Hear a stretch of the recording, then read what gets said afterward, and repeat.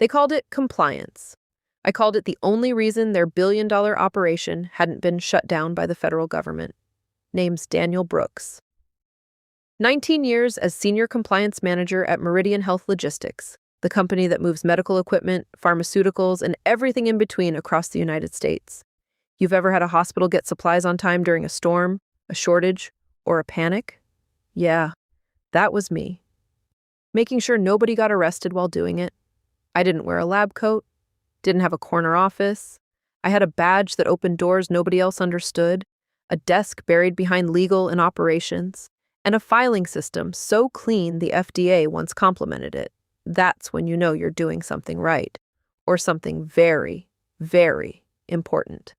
Now, before I tell you how a company with federal contracts managed to freeze itself in under 6 hours, go ahead and hit that subscribe button, because this one hurt them.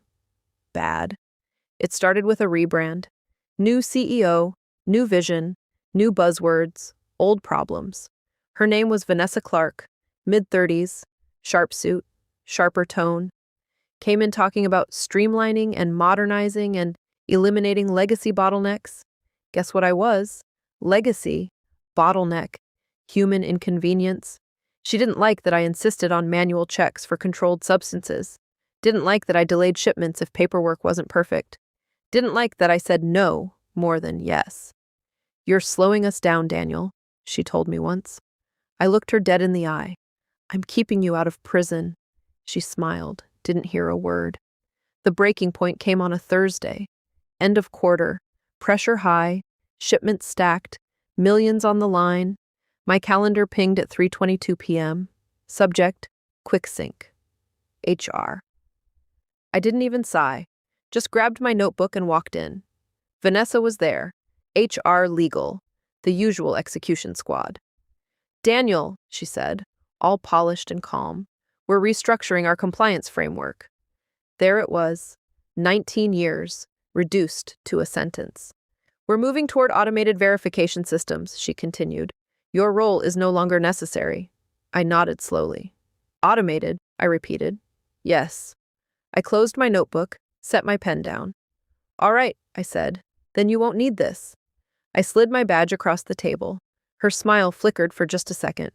"Security will escort you." "I know the way out," I said, and I walked. I didn't go home.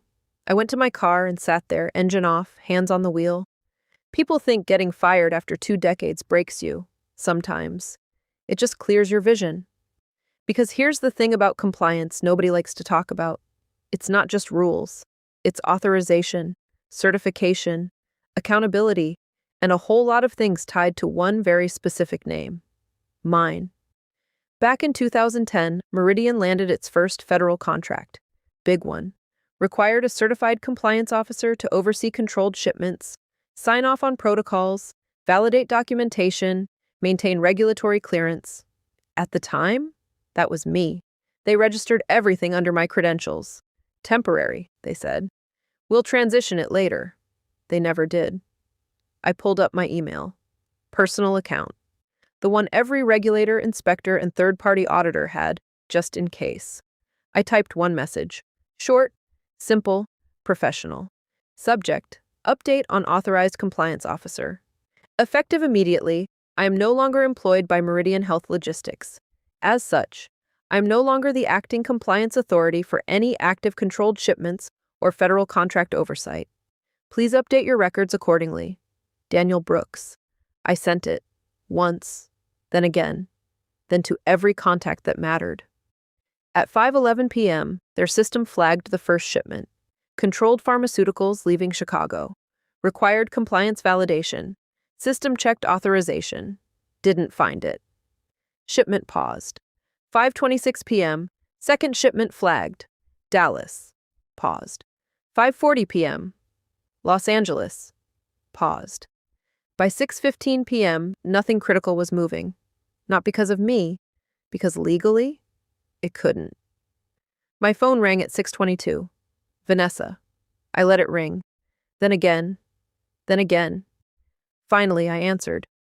"Daniel," she said, voice tight, controlled, but cracking underneath.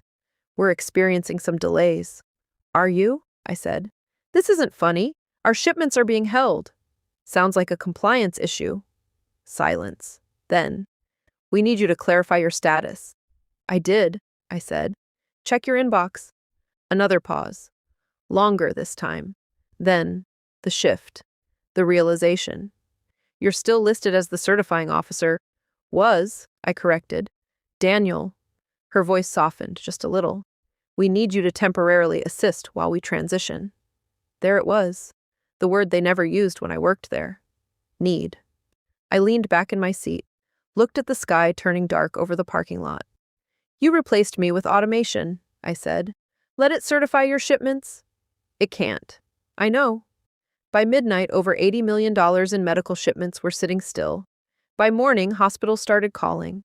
By noon, federal auditors were asking questions. And by day 2, Meridian Health Logistics learned a very expensive lesson. I didn't sabotage anything, didn't hack a system, didn't break a rule. I followed every regulation exactly as written. And that's what broke them. Because when you remove the person who is the system doesn't fail. It just refuses to move.